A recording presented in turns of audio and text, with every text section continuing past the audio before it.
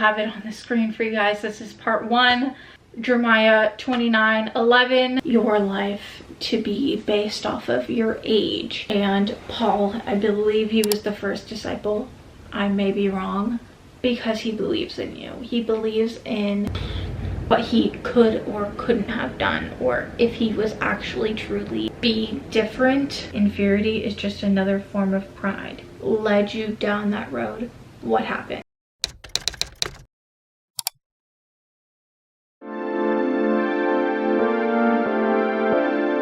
Hi guys, it's Leanne here, and today on Leanne Marie, we are going to be talking about the sermon that I just witnessed today, because honestly, I had another video planned. This was so not planned, and the video was going to be becoming a crafter. I'll have it on the screen for you guys. This is part 1. And I was like, well, why don't I do a better version? Because honestly, any video that you make as a content creator can be better, but this message is something that I could not say to you, because as a content creator, I feel like we fall off of the educational style. We forget who we are, and I am one of them. Sometimes I forget who I am, and I'm here to talk the good, the bad, the ugly, and everything. We always have Chris hanging out with us, so grab your drink, grab your popcorn, grab whatever you like.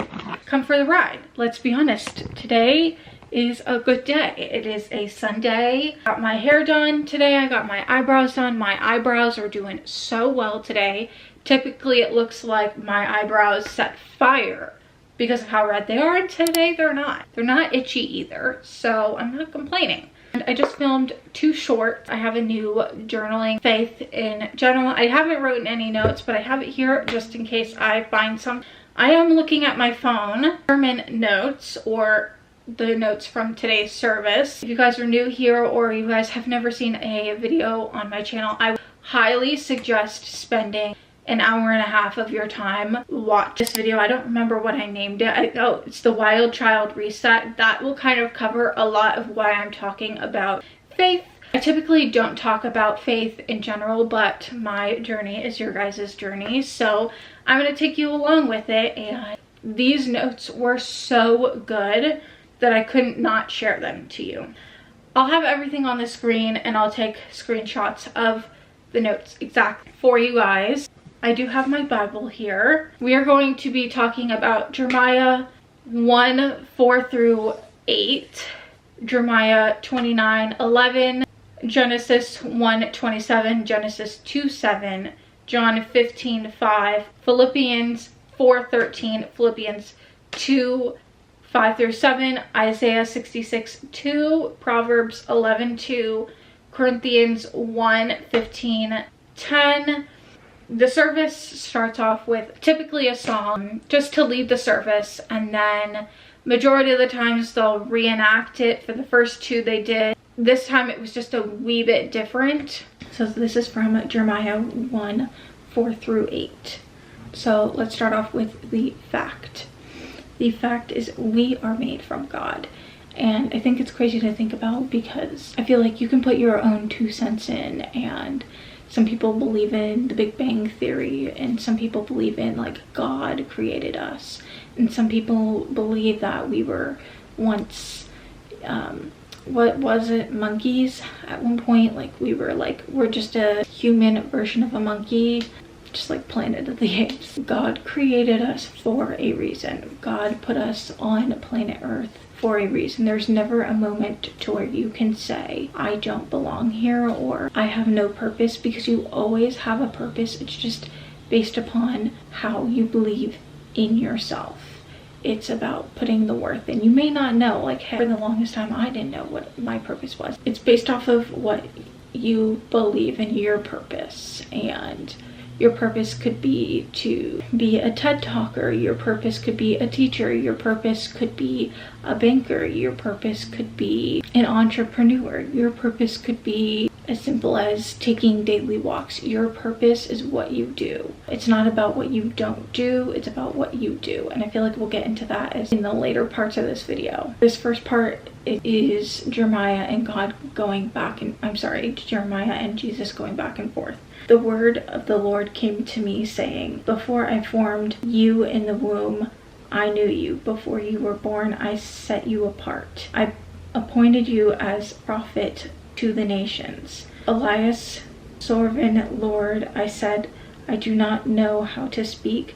I am too young. Here's the thing about the world nowadays, I feel like goes to a lot of things. You're too young to have kids when you're middle 20s. You're too young to be this mature. You're too young to have this job. You're too young to be a millionaire. You're too young for all of these things, but in reality, you're never too young to do anything. It's just how you put your mind to do it. You're never too young to talk about God and Jesus, and you're never too young to get baptized. Or people perceive your life to be based off of your age, what you look like, how in shape you are, your weight, how pretty you are, Instagram model worthy. Like the internet in today's society has put us to be where if you don't look a certain way, or if you don't talk a certain way, if you don't learn a certain way, you're less than, and then it brings people to compare and become essentially less than, and then they find that they have no purpose in life. Sorry, every time I sit like this, my back hurts. I'm not sure if I'm like slouching too much or if I'm like sitting up too well. Your purpose is based off of what you believe in yourself. I need to get water. Hold. I cracked open a whole new bottle because I know this is going to be a long one. But the Lord said to me, do not say I am too young. You must go everywhere I send you and say whatever I command you to. I feel like personally for me, I'm still learning a lot about the basics, but for me, the Bible heroes, I personally like the cartoon versions of things. Obviously, you guys are newcomers. I'm more of a Scooby-Doo gal, Courage the Cowardly Dog. I watch the more, what do they call it? Nostalgic TV myself. So if I can lay my hands on anything kid related to make it more simplistic for me, my power movement. Disciples were made and baptized to talk about the Lord, to talk about Jesus. And Paul, I believe he was the first disciple, I may be wrong, went out and was a natural leader. He did things and said things to people that actually meant well. I have a cat here. That actually meant well, and set the record straight about what worshiping God and Jesus and what it all meant, why we do it, and why it makes life so much better. And you know what's even crazier is putting an example to what I just said is this is my 4th time going to church on Sunday. 4th time. First time I learned a life lesson of negativity. Listening to all the negative does not mean anything because they're probably in dire need of Jesus and God and worshiping the Lord just as much as you are. Weekend 2 was more about the resurrection. Weekend 3 was pretty much in what it truly meant, because I know as much as I can say I knew what Easter meant, I didn't know anything. I didn't even know that Jesus' resurrection was Easter. Like, Easter is celebrated because of his resurrection. I did not know that. And this time I'm learning that stepping out of society's norm, posting that selfie even though you may think that you look ugly or it's not your perfect angle or your perfect side, talking about your faith to someone who is gonna judge you, none of that matters. None of that matters because society's just telling you what makes you look the best, the prettiest, the coolest, more knowledgeable. Sit and talk about the Lord and believe in him no matter who around you does or does not believe in him. He's not gonna make your life easier. Trust me.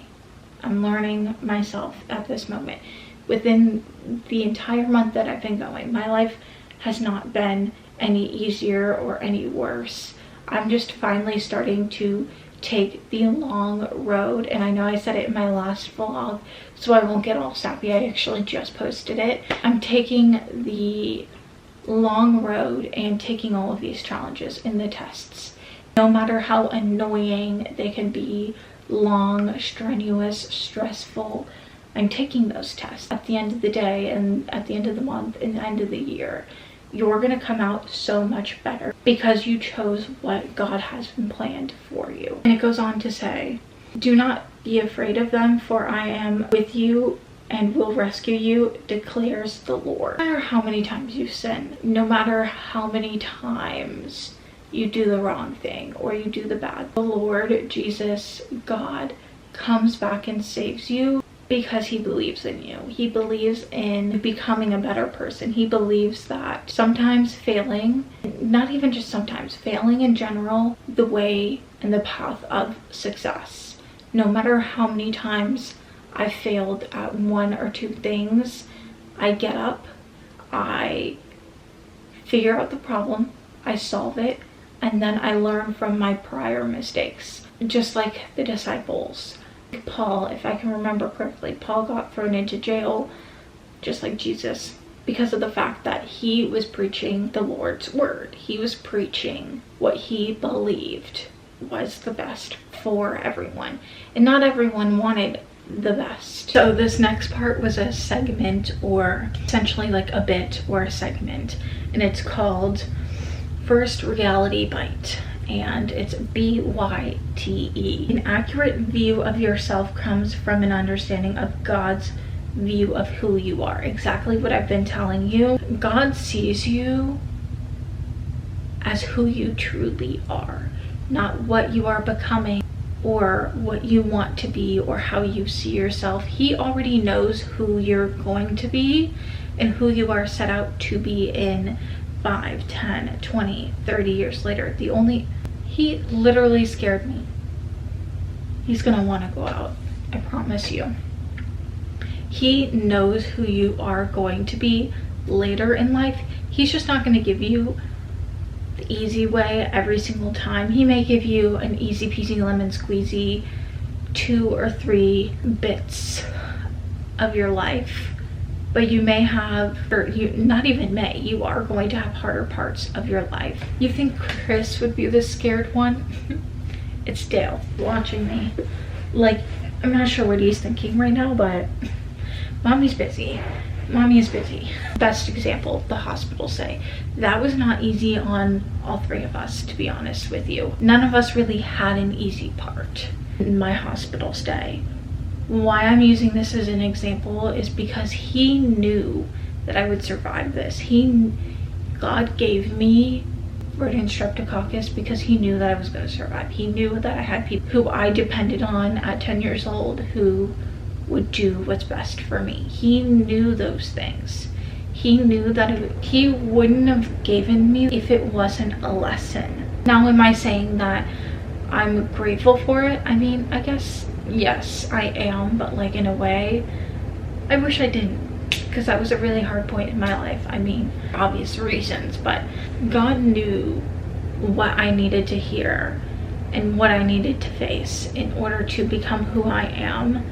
And he wouldn't have done that for any given reason. He did that for the point, the purpose, to teach me why my life is so valuable. In Genesis 1:27, so God created mankind in his own image. In the image of God, he created them. Male, female, he created them.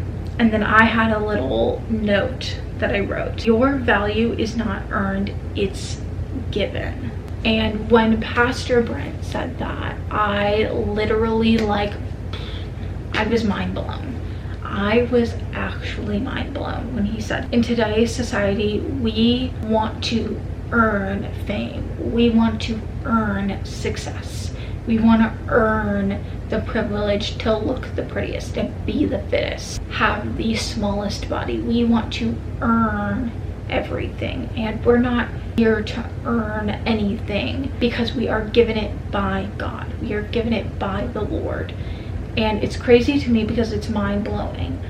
Ever since I started going to church and being active in my faith in Christianity and my beliefs, I've realized that even in the negatives within this past month, he wants to go out, but it's not easy, and he knows that I'm not gonna get up. I would get up, actually. It's crazy to me because no matter in the month I've been active, I've had so many instances where if I weren't active, I would have been so negative minded. And it's crazy because I'm already a negative minded person. It takes a lot for me to be positive, but the fact that I stood there in all of these moments in hard times and thought, well, okay, well, this issue at work arose, this is annoying and this is crappy and blah blah blah blah blah, whatever negative minded Leanne would say. I stood there in those moments and I took a breather, I took a breath, and said to myself in my head, what is the worst that could possibly happen? Customer says no, client doesn't want 20s. Or what's the worst I can do with posting this video? Okay, well, it gets 50 hate comments and I just don't read them. Or it gets no views, or it gets so many views but not a lot of attention. Okay, well then turn a negative into a positive. At least people took the time to watch this video, no matter how negative those comments were. Or I took the time out of my day to spread love and my faith. The people who are going to watch it may not say anything, but it meant a lot to them. Your value is not earned, it's given. Jeremiah 29:11. Every time I make these sit down videos, I always have to have a full water bottle because I need it. For I know the plans I have for you. Kind of talking back in section of Jeremiah, it says, do not be afraid of them, for I am with you and will rescue you. Oh, I'm sorry, the wrong part. In the last part, Genesis 1:27, it says, so God created mankind in his own image. Like floating back and forth, it's reiterating that God always has a plan. He's always in the know, and people may not believe in him because he's not. And I'm only saying this because I thought the same way for a long time, because Jesus says that Jesus walked on water. Okay, well, no one can walk on water. I understand no one in the now can walk water. It's not about Jesus walking on water. It's not about what he could or couldn't have done, or if he was actually truly alive or not. It's about the fact that every single time you pray and every single time you ask for a sign, he's going to give you that sign. He's going to give you a sign. He's not going to give you exactly what you want every single time. But life was never meant to be created fairly. Life was meant to be created to show you your path, your purpose. I feel like a lot of people are like quick to compare, and when you're comparing, that's unhealthy first, but it's also you wanting to be in someone else's shoes. Truly, why would you want to be in someone else's shoes? You're you for a reason. You're created because you have a purpose that everybody else doesn't. You know, your purpose could be similar to other people's, but your purpose could be actually and completely different from the people you surround yourself with. It just really depends on God and his fate for you. Reality bite 2. An accurate view of yourself comes from knowing the truth about who you are. A note that I wrote was, without God, we are nothing. We are special with God. We are all unique. I love the word unique because we are really all unique. We all have different little specialties that come with being us, whether that be, you know, having a hobby that someone else is going to think is weird, or your personality is just a little bit different than the typical person. We are only special because God created us knowing plan in giving us.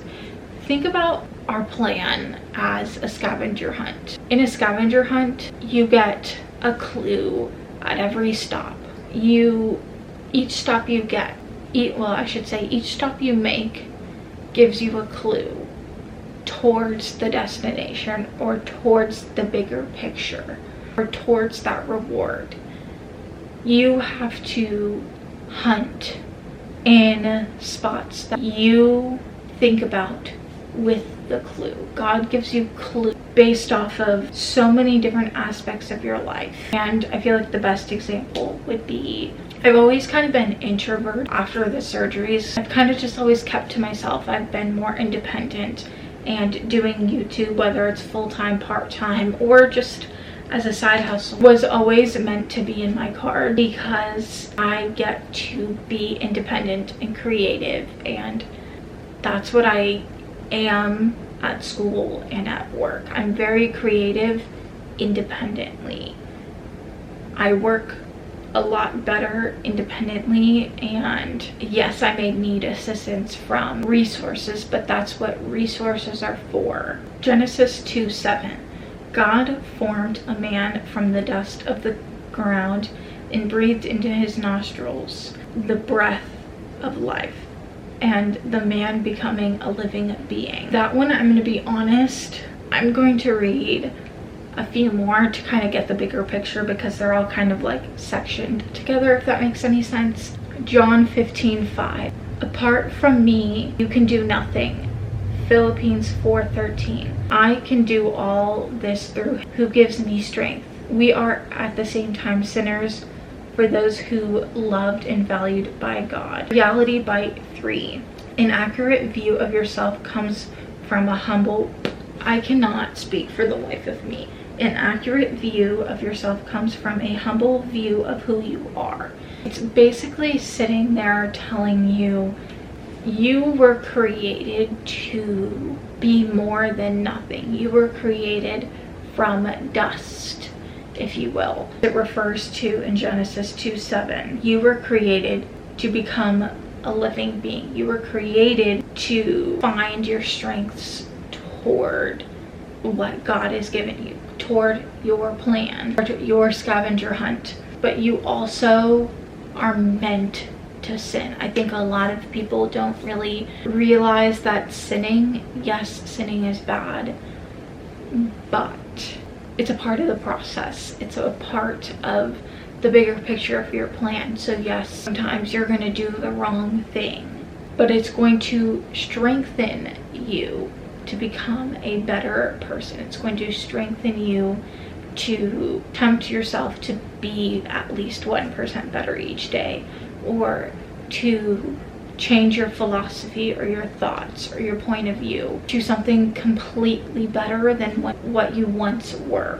Philippians 2:5-7. 2:5-7. In your relationship with one another, have the same mindset as Christ Jesus, who being in nature God, did not consider equality with God something to be used to his own advantage. Rather, he made himself nothing by taking the very nature of a servant, being made in human likeness. When you are in a group setting, or you are meant to be set apart differently, you are meant to look differently, talk differently, viewpoint differently. You are meant to do a lot of things differently. You may have similarities, but you were meant to be different, not because you're supposed to have a version of equality or a version of tiered, like you're supposed to be nice to everyone no matter what. You're supposed to treat people with respect, and not going down the right path, at least bring faith out, educate them. The cool thing about education is that you can take it in any way you want. It's based off of how you understand the education. Educate others about faith if they're going in the wrong direction. Don't berate them. Not everyone's going to understand the education, but at least you're being a disciple, becoming a better person, to use your faith in a good sense. You're not supposed to be, number one on the likable chart. You're supposed to use your faith to help others who need it. Isaiah 66:2. This is the one I will esteem. He who is humble and contrite in spirit, who trembles at my word. In the question that was given right underneath it was, what happens when you have a great self-esteem and your evaluation of yourself is inaccurate? And that stumped me. I didn't even get to answer the question. It made me think about previous Leanne. It made me think about how I may have thought myself to be the pretty and gorgeous and showed confidence, but that was wrong. I never had confidence. To me, there's no way to answer it because I'm still learning this very section.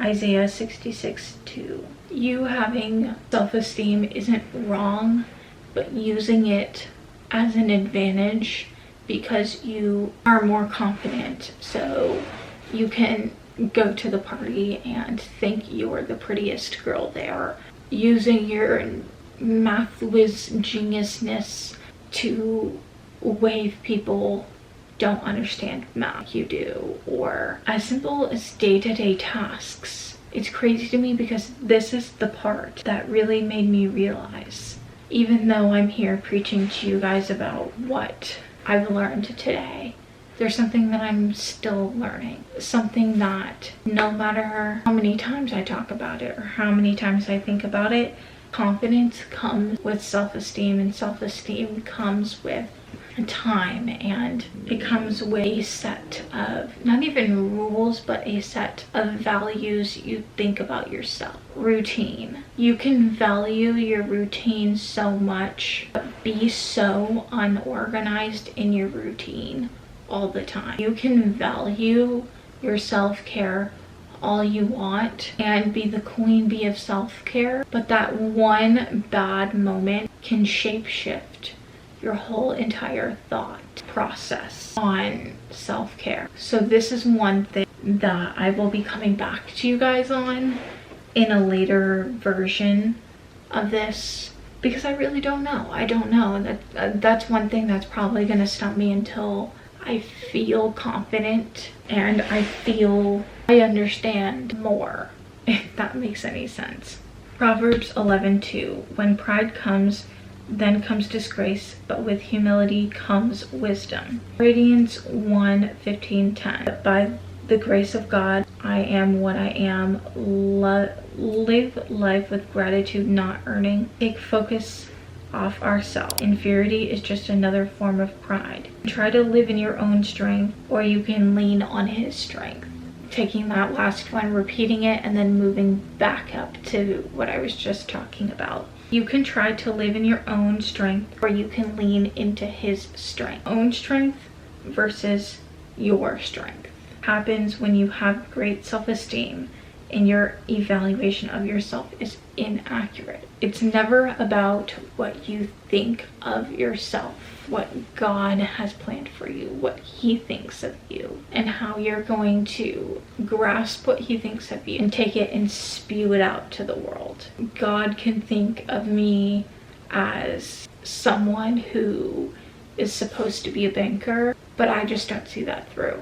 And I'm not saying yes and I'm not saying no. What I'm saying is I'm using myself as an example. You can possibly not see it through. Take the test, because at the end of the day, I'm so young and majority of my followers are too. That could lead you exactly where you think you may be. That could lead you somewhere 10 times as better. That could lead you to the worst.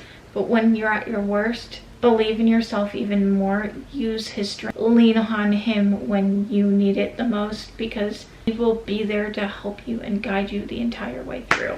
I think I've talked your ear off, and I think I've talked off mine. But one thing I will say is that how many times have you taken the high road, the easier road, instead of what God has given you? Instead of what God has given you, given a path for you, led you down that road. What happened? What happened when you took that high road? What happened when you took that high, easy road? What happened? What do you think would have happened if you took His road? But I hope you guys enjoyed. If you like this content, let me know, because I'm always learning new things. And see you